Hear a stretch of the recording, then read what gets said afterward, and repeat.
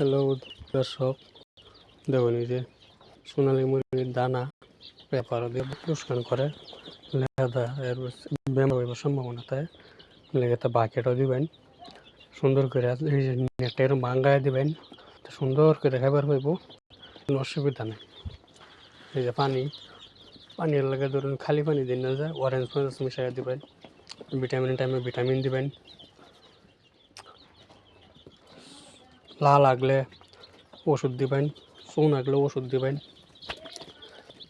যে আমি 200 বাচ্চা আনছি, আমি হয় নতুন, এটা আমার যে ব্যাপার মারা বোঝাইছি বা আমি করতেছি, ওরা দিলে ভালাই নষ্ট হয়েছে না বাচ্চা। দোয়া করুন যে যাতে লাভবান হইতারি, রান্নারাও চেষ্টা করবেন।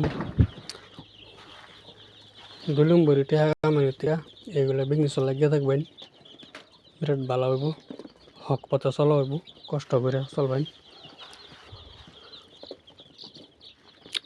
কষ্ট করে চলবেন। তবু 2 নম্বর টিয়া লুপ করে নিয়ে যে আমার মতন এরকম বা একটা ঘর বানাবেন।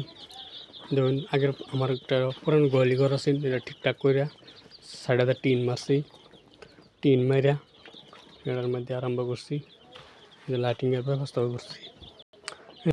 পানিটা শীতের দিন না, পানিটা গরম করে দেবেন। এই যে আমি হিটার এনে লইছি, পানিটা গরম করে পরে মেডিসিন মিশাই দিই, তাই না রইব দিবার চেষ্টা করবেন।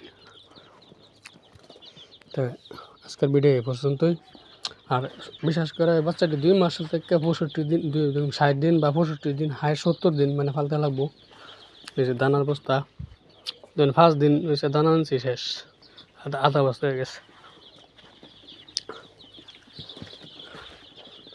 আর তাহলে তুষ দিবেন, এই যে তুষ দিবেন, তো ঠান্ডাটা লাগতো না। ঠান্ডা লাগলে মুরগির বেমারের জোর বেশি হয়। আমি ব্যাগ পুরোটা দিছি না, ওই যে বস্তা ভরাইতে দিছি, তুষের বস্তা। কেউ তুষ পাই না, কাঠের বসে দিতারুন, চাষ নেই, কাঠ মেলাতে কাঠের বসে এনে হরই পালা করে রোদ দিয়ে হুগাইয়া দিতারুন, অসুবিধা নেই।